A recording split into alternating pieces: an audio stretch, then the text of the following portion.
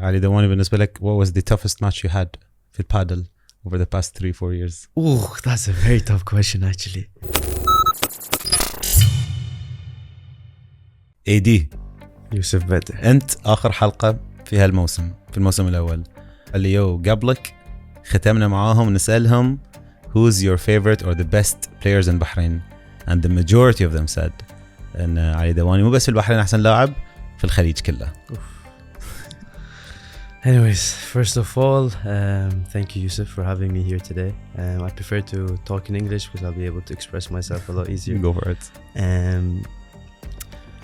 Thank you as well for honestly starting this show and podcast. I think you're bringing and shedding a lot of light into the Padel field, something that I think is necessary and needed, and is helping us players and all the community, whether it's the clubs or the federations or all the private entities, to get more light and attention, let's say. To answer your question, I would not say I'm the best, to be honest with you. I'll be completely honest. There's many good players currently in Bahrain and the GCC. And at the end of the day, this is not a singular sport. This is where you're always playing with a partner. It's doubles. So it's very hard to say who's best, who's not best. At the end of the day, it's an opinion. But to go back to it, I would not say I'm the best. Very humble of you. No, on your podcast point, لازم أقول هاي الشيء. I always wanted to start a podcast صراحة. كنت أقعد مع أحمد العبيدلي المخرج والفريق العمل معاه وأقول لهم عن البودكاست. الفكرة اللي في بالي Padel wasn't in mind, and then it was you who I met and played with a game, and we won that game against ضد ما نقول اسمهم. No need to mention it today. وأنت اللي طرحت علي الفكرة إن ليش ما تبدي Padel, and I have this interest in Padel, right? Of course. And سيرت تكلمت مع أحمد and here we are. Season 1 is done with this episode. Inshallah, season 2 very soon. Let's يعني خلينا نسولف ويا بعض من بدايات علي دواني. أتذكر a while ago I saw a photo of you في الجريدة, and I spoke to your brother إنه ما شاء الله أخوك الصغير he just won بطل آسيا. You started في التنس. So I just want to know I'll take you when you were 14 or 15 all the way ما جيت اليوم تلعب Padel. All right, so how I started, actually let me just go back a bit, give you a brief as to how I initiated, let's say, being an athlete. Since I was a little kid, I was always into sports like any other kid. But at that stage, it was that we were playing multiple sports, whether it was tennis, football, basketball. I reached this age, let's say, of 10, 11 years old, where I remember seeing my brother Hussein, he was excelling, he was winning all the local tournaments. So I was like, I want to be like my brother, etc.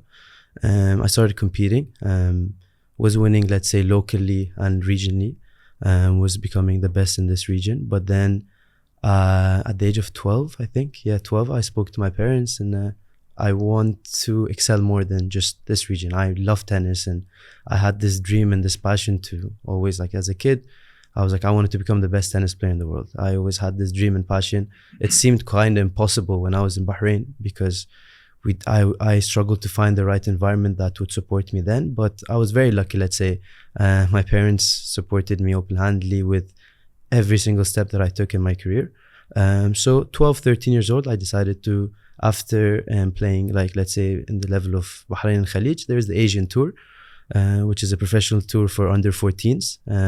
Alhamdulillah, I was able to, when I was 13 and 14 years old, to end the years as number 1 Asia. And if I'm not mistaken, I could have been like the first Khaliji ever to do that at that time. MashaAllah. So up till then as well, tennis was still a hobby. It was not a profession. It was something that I was genuinely doing for fun. I loved it. It was a passion. It was like, let's say, 3 to 4 times a week. It was still nothing close to a professional practices or let's say program that I had. But one thing I need to mention this before anything is that I have to thank my coach Mohammed Doseri. He's the one that initiated tennis with me since the age of 7 to the age of 14. He's very sick currently, Allah Shafi. I hope he gets very well soon. He was the big factor as to where, let's say, I grew up in the tennis field. After this, I was for 1 year with my coach Abdurrahman Shahab in Bahrain, and then here's when, let's say, my life changed. I was 15 years old, going into year 10 in school. and I was doing good in tennis, but I was in a very confused stage in my life. I was, let's say, not excelling in tennis and in my studies. I was doing very good in both, but I always had this thing that I always want to, let's say, be the best in whatever it is I want to do. So I remember speaking to my parents after 2 or 3 years having this inside me. I sat down with my parents and I told them when I was 15, we were in Jordan. I sat down with them and told them, Mom, Dad, now I'm going to year 10. School is getting more serious.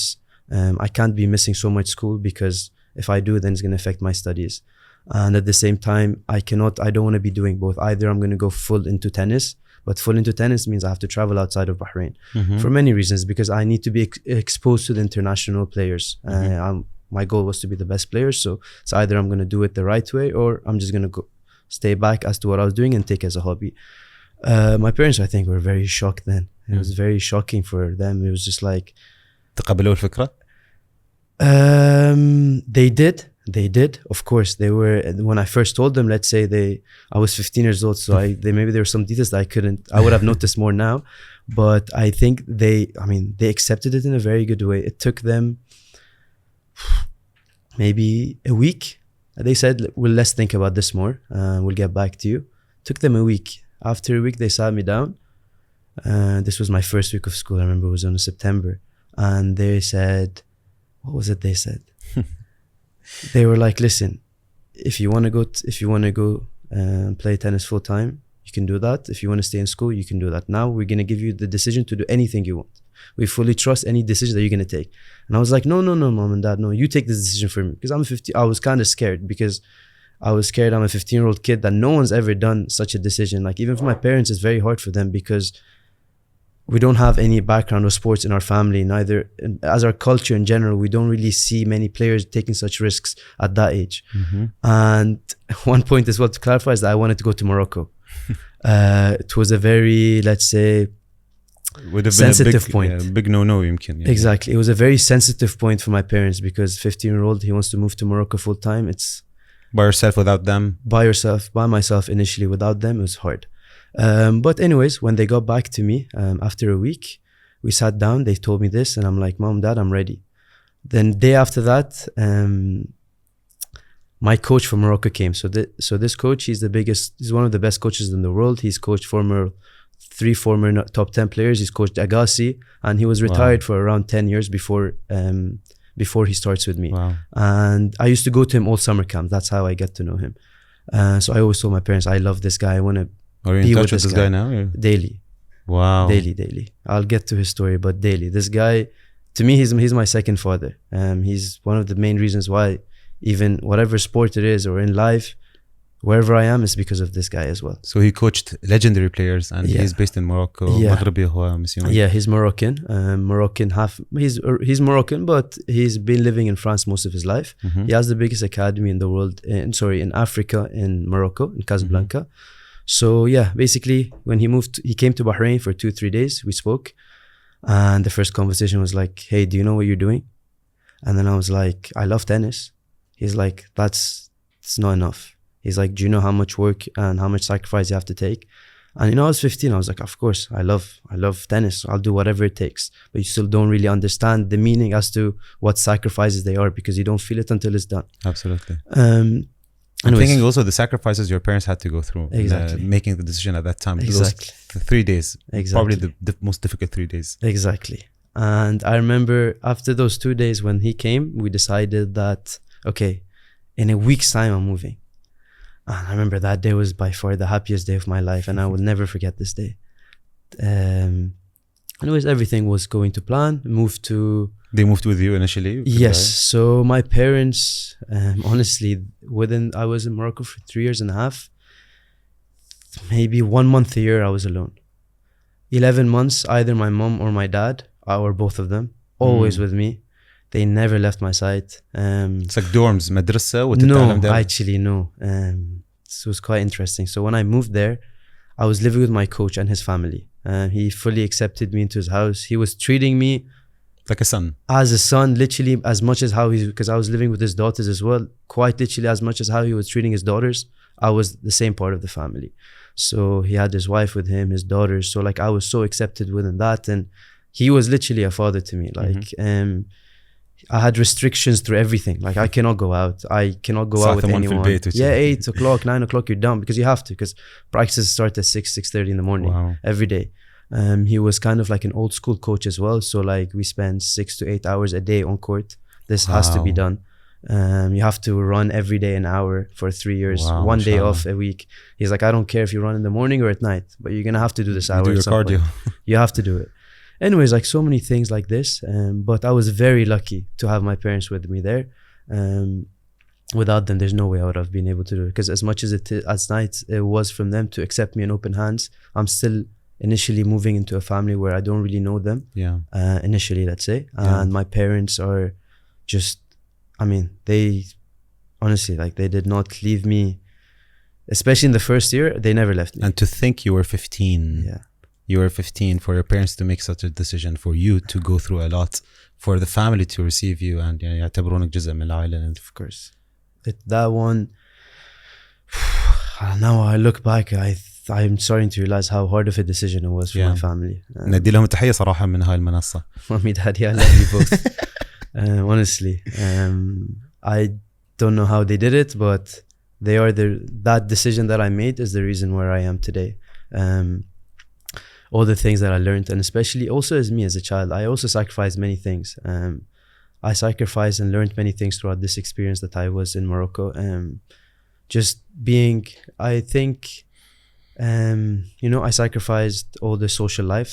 I didn't have any friends. I didn't have any friends. I had one guy who ended up becoming my best friend that I was partnering up with all the time, training with him. Other than him, I didn't have any friends. Of course, I had my friends in Bahrain, my best friends that I always stayed in touch with since then. But other than that, even coming to Bahrain was never a thing. I could never come back because in tennis it's very time sensitive. It's especially because I moved at a very late stage, whereas players have been doing this since they were 8, 9, 10 years old. And I kind of started when I was 15. So I needed to put in like double or triple of what everyone else is putting effort in.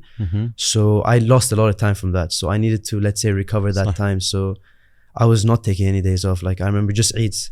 Like used to come back to Bahrain total like 2 days at some point, one Eid and 2 days and the other Eid and fly How back. long was that? Is it like 3-4 years? So this was for 3 years. This was for 3 years, but how it worked was that I was based in Morocco, but in tennis it's kind of a thing where you're traveling around the world because it's a professional tour.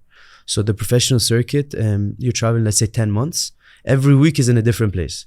So 1 week you could be in North America, the other week in Africa, the other week in Asia. So it was like on the run. Your coach was وياك دائما. My coach and his wife were my coach. His wife, my mom or dad, or both of them were always with me. Also my brothers.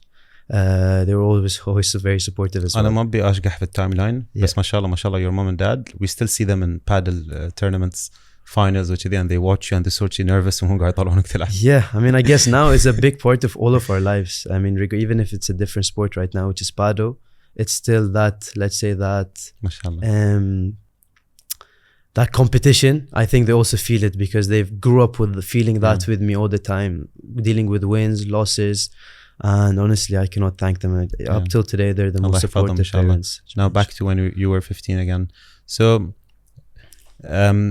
your parents used to travel with you to those tournaments, and there were some perfect examples of big players اللي هم اليوم على مستوى العالم كلهم that you used to play with. We want to. Yeah. So at that age, let's say when I was by the age of 16, 17, I reached a very high level at then. I was actually competing with the world's best at that time with my age. At 17, I was able to participate in the Youth Olympic Games, and I ended up in the top 32 in the world under 18. MashaAllah. For me, that was like an insane dream come true then. And yeah, of course, like all the big names that you're seeing now with the junior, like this new generation, this was kind of my generation that. So how big is the name? Is it like Alcaraz? Yeah, I mean, Alcaraz was definitely one of the guys that he was, although 3 years younger than me. So like he was, let's say at that age, 3 years is a big difference. So he would be a bit lower level than us. But when we were 17 and 14, we used to compete against each other a lot. But it was mainly actually Yannick Sinner. Yannick Sinner, he was my partner for many tournaments. We a World Cup player now. Yeah, I don't know his ranking, but I think he's a top 5 or top 4 player in the world right now. He just won the Australian Open. So now it's amazing because now, I mean, there's 2 sides of it. I'm very happy for let's say, all the guys, because out of those, let's say, top 30 players that I was competing with juniors, maybe 20 of them are in the top 50, top 60 in the world right now. Mashallah. So it's like, wow, they're all people that I was competing with and was able to compete with them and beat them at that age. But also at the same time, you could think that there might be some regret from my end to not continue on that path. But to be completely honest with you, if I knew this was going to happen, I would still continue doing what I'm doing today. Wow. Now, if I look at the chain of events in your career until today, I would say that Jordan trip is a highlight of it. For sure. The decision that was made, that 3 days in Bahrain, coach coming all the way here. And then I would say fast forward, I'm sure in Jama'ah بعد وصلت تلعب tennis and everything, right? Yeah. To the trip in Spain, that 1 month or 3 weeks in Spain that made you think, maybe Padel is what I want to do. Yeah. All right. So talking about Padel actually. So, Padel started in COVID. Yeah. When in COVID, everyone got into it. And that COVID period, everyone came back from university. I was in uni, but everything was on lockdown. I was in Scotland. I was doing college tennis in Scotland. So everything was in lockdown, came back to Bahrain. Back then, everyone was getting into Padel. It was like the social new thing, new sport. So we used to all play for fun. I remember there was also a tournament that we played, but it was purely just for fun. Finished this over the summer, went back to went back to Scotland and started university, started training. And this was my last year at this stage of uni. And my plans was to go back to Morocco once I was done with uni, go back to the same life, continue tennis. Halfway through the year, it was around March, my brother took a tough decision, Hussein. And he decided يلعب tennis وهو بعد حسين. Hussein used to play tennis, but let's say he was competing locally, regionally, but he didn't have the intention to go professionally, never. Like it was more like a hobby to him. At a young age, we were both competing at the same time, but until today, sadly, I can say this, I never beat him in tennis. I never did beat him. You never beat Hussein? I never beat him in tennis somehow. Although I did all of what I did, but I could never beat him somehow. I don't know, he just got the best out of me. So yeah. He had a big influence on you though. Of course. My brother Hussein, honestly, there's little I can say about him that will show how much I appreciate him being in my life. There's too much that I can say. He was one of my biggest supporters as well. Even when I was in Morocco and traveling around the world, he would be there at least half the year trying to, in summers, he would never miss a summer without coming with me. He'd be with me all my tournaments, probably my biggest supporter then. So, and my brother Hussein is like a role model and someone I always looked up to growing up. So when he took that decision to go into Padel, we were like shocked, but I was like, wow, like he's doing it. He went there. For him, it was like a 2-3 months kind of a thing because his university at this stage, it was online. So he wanted to go to Spain. So he went to Spain. It was a month or two in and all our family met there in Spain. My mom, myself, and my dad. And we were sitting one day in a table and my dad, who is also, I think, a tennis player or يحب التنس. My dad, I think we got him into tennis from the early age, but until now he plays, mashallah, like 2-3 hours every day. He's in love with tennis. ما غلبت أخوك تقدر تغلب أبوك ولا؟ At this stage, probably I can't. Maybe 6 years ago I could, but now he's training so much, he's playing so much. But now's the time we need to convert him into Padel. So I hope that this was going to convince him slowly to get into Padel. So yeah, at this table we were sitting and my dad was, he opened up to me. He's like, Ali, you're in a very good stage. You're doing very good in tennis, etc. Did you ever consider playing Padel? And then I was like, consider playing Padel? Honestly, at this stage, I never did. For me, it was just a hobby. Even when Hussein went, even before this, like I played the GCC tournament with the national team, but it was purely just for fun. Even though like many people were telling me like, quit tennis, Padel is very good for you. Do you have a better future? في 2021 الحين تقريبا. This is 2022. Okay. This is beginning of 2022. Okay. And then my dad told me this and I was like, would you guys accept that? Let's say, like I was just like, joking around. I was like, would you guys accept it if I do? I mean, you guys have sacrificed like maybe 15 years of your lives as well, and it's a huge amount of investment and effort, etc. Here you go, another big decision to make. And then now you're happy with me just moving to another sport. And honestly they were. They said, for us, our happiness would be you two being together in anything that you do. And it's honest because if I was in Morocco playing tennis, Hussein's in Spain playing Padel, I mean, of course it's amazing, but at the same time, as parents, the best ideal situation is if their Put two them kids together. are doing the same thing together. صح. So I thought about it a week or two, and honestly, I don't know, for some reason, even though it was let's say the biggest decision I took, but it was somehow the easiest decision. I just decided overnight. I was like, you know what, Mom, Dad, I'm gonna go to Spain. I'll do, because at this stage I was gonna do my master's. So I was like, I'll go to Spain, do my master's in sports management, which is what I did my bachelor's in as well. And there was a very good university in Valencia, and Hussein was training with a very good coach there, Jorge Belmont, that we were there with him for a year. And I was like, Mom, Dad, let's go. I'll go to Spain. And since then, I did not hold a tennis racket. Wow. It's been like This is where you did your MBA and you started your Exactly. paddle. Did you speak to your coach from Morocco before taking this decision? To be honest with you, yes.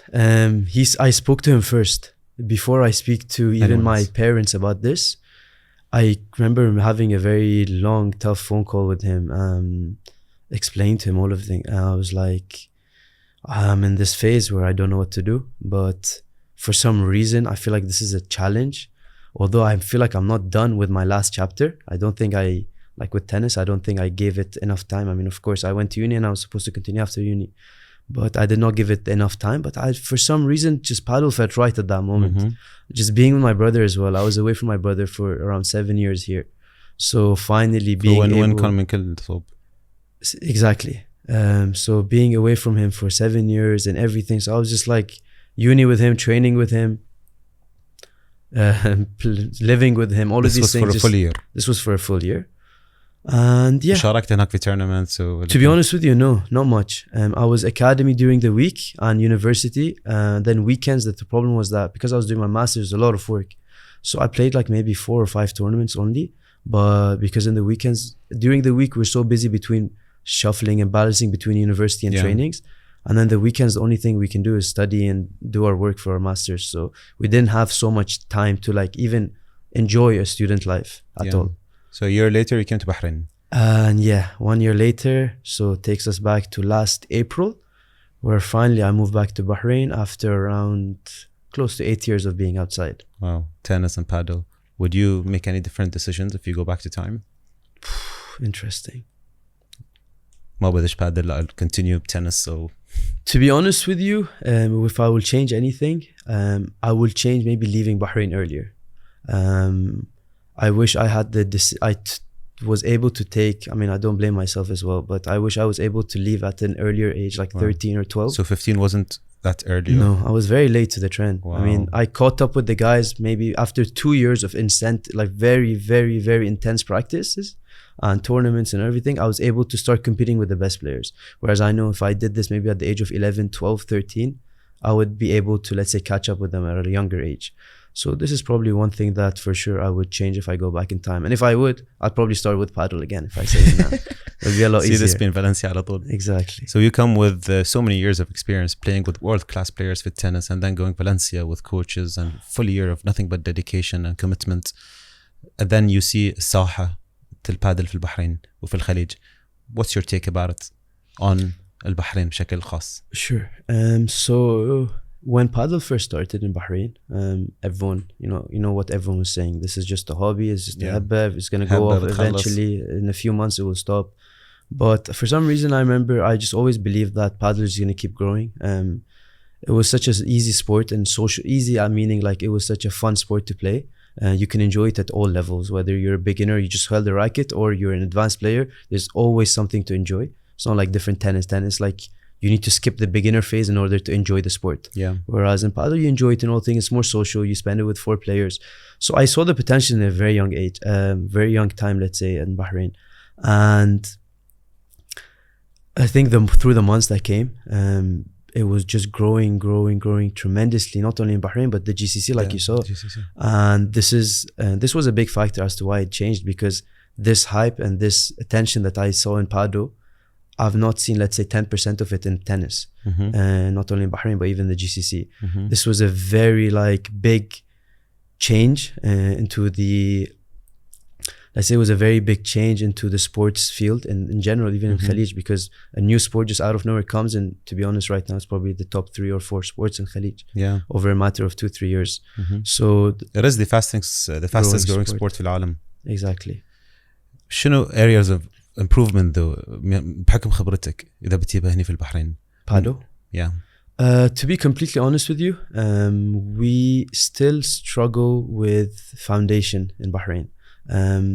This is something that I struggle with myself as a player. So always growing up, I wanted to build my, let's say, I always had a dream to have my own academy, to help kids, let's say, not necessarily having to go through the same sacrifices that I had to go through. You don't have to travel in order to get this. You can maybe find this in Bahrain. So growing up, I always had this dream, and alhamdulillah, I'm very happy to say that right now I'm a partner as well in WPA that we're opening up in hopefully by next month. The idea is to support youth, to have a very professional academy that with the most professional coaches coming all from Spain, but to a very high level, coaches that have trained top 20, top 30 players. The idea is to build a very strong foundation that I think we still don't have in Bahrain for young athletes in Padel. وانت شخصيا بتكون ضمن المشروع WPA? Exactly. I will be a partner, so I'm a partner in this project. And at the same time, I will try to do as much as I can, even to help and be a part of the youth programs and, let's say, help all the kids and mentor them in any way that I can. And that would be a bonus for us Bahrain, especially mentoring kids. A lot of people today at your age, at your level, see you as the best, one of the best في المنطقة كلها. فما بالك باليوث الصاعد الحين اللي قاعد يشوفون البادل وهم صغار. فما شاء الله they might see Ali Dawani as the Messi of Padel, and they want to فأنت you're dedicating time high عشان to build the next generation. That's very يعني صراحة thoughtful of you. Thank you. Tell us more about WPA. So the idea about WPA is that it originated in Dubai. It's a company, it's a UAE, it's an Emirati company. They have a few branches right now in UAE. But the idea is because if you see most of the clubs right now in Padel, most of them are very commercial in a way that it's not really focused on academies. I'm not saying that's wrong. This is just a different, let's say, different way to look at it. But most of the clubs they're opening, they're not really building an academy or building a foundation for youth or kids, even adults at different levels. You can see this problem in Bahrain that when we reach a certain level, you don't know how to keep getting better. You don't have a plan. Even if you want to go and find a professional academy or services and coaches, it's very hard to find a very good one right now. So this is what I saw that I can bring into the community in Bahrain. And is it considered like one of the best in the region? Like best? For me, I would say this definitely by far the best in the region with the level of quality of coaching. And we'll have it here in Bahrain. Inshallah. So inshallah by July, we should be opening inshallah in the Sif area. Inshallah. And yeah, like I said, it will be a very exciting project. It's like a child, let's say, since I was a child, it's like a dream come true. And finally, I was always wanting to do this in tennis, of course, but when I switched to Padel and I studied the exact things I needed to do in order to open this club today. وشنو رأي علي دواني في منتخب بنات البحرين واللاعبين البنات الموجودين؟ To be honest about the ladies, I think we have a lot of good players. I think there's a lot of good potential. As you can see, this tournament, I mean, all the Bahrain players competed at a very high level compared to the other girls. But I think what is kind of lacking and they would need more support of is to build a strong foundation with coaching. I think this is something, of course, I mentioned this earlier, that I think we still there's a lot of room of improvement on.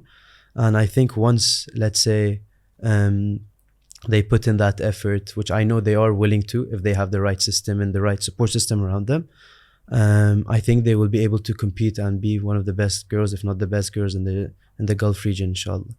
Ali Dawani, بالنسبة لك, what was the toughest match you had في البادل over the past 3-4 years? Oh, that's a very tough question, actually. The toughest match in Padel. And then you have to rank me like the top 3 players in your perspective في الخليج. Oh, interesting. Those are 2 very tough questions. And the hardest match that I played, besides the game that we had, of course, that's probably the second hardest. I'll talk to you about the hardest one. I think recently, this is just one that comes to mind because I remember how hard it was mentally. Mentally, it was a very hard game. It was end of the year. It was in Kuwait last year. I was playing with Fuad against Mayouf and Abdal, two amazing players from Kuwait. Remember we were losing the first set 6-2. They were playing amazing. Second set, I think we were down as well, 2 or 3-0. I mean, most of the people, of course, would be against us because I'm not playing at home as well. So it was 6-2 or 3-0 them. And just mentally, it was I think we did such a good job, me and Fuad. We played so well and got out of it in such a good way that we ended up coming back from that and winning the match. I'm just remembering this match because I remember how hard it was to get out of it mentally, because especially it was a final. So even at a final, with the pressure that you have on the final, it's hard to, let's say, come out with that performance. Like a tip of advice for the viewers, for myself, for everyone here. You mentioned the mental approach, Malik. Coming from behind in general, do you have a specific routine that you follow before games, like sleep well and everything, but is there a specific thing you follow? So when it comes to competition, I think mentally the best thing is to try to always just go in and try to enjoy the game and never regardless of the level, regardless of whether you're scared, whether they're an easy opponent or a hard opponent, or you think you're going to win or lose. I think the most important thing is that you always need to put in your mind that you want to leave the court happy with your performance. And I think this is when I started realizing better results, is when I started going to the matches thinking that I just want to enjoy this game, I want to make the most out of it, and I want to leave the game happy and proud about my performance. This way you put a lot less pressure and stress on yourself, and expectation is less, because I've come to a realization where, like, if I go to a game and let's say I don't come out with a win, I'm like, okay, it's fair enough, but as long as I did my best today, it's what I had today, it's fine. As long as I enjoyed this game, it's okay. Sometimes your opponents can, of course, be better than you, and you can't, let's say, judge yourself and be harsh with yourself on every single game that you play. And some days, like, it's not your day. Some days there are other days. So you always just have to, let's say, keep believing, keep working hard. The time is going to come, whether it's now or in a year or 2 or 3. It's at some point it's going to click if you're working hard, and everything's going to make sense. Wow. Best players? Honestly, I can't answer that, Yusuf. There's so many good players. I like I told you before, there's no one, like, there's like at least 10 players I can name that I would not be able to differentiate from each other, which is clear, because if you see the tournaments, there's not, let's say, one player that is like dominating and winning most of the tournaments. You see, it's always like one guy from UAE this week, and then the other week it's another guy from Kuwait, and then it's another one from Qatar. So you see this diversification right now that is very hard to, like, let's say, or a point that this guy is the best one. But all I'm going to say is that everyone is improving significantly. You can see the progress from each tournament that happens.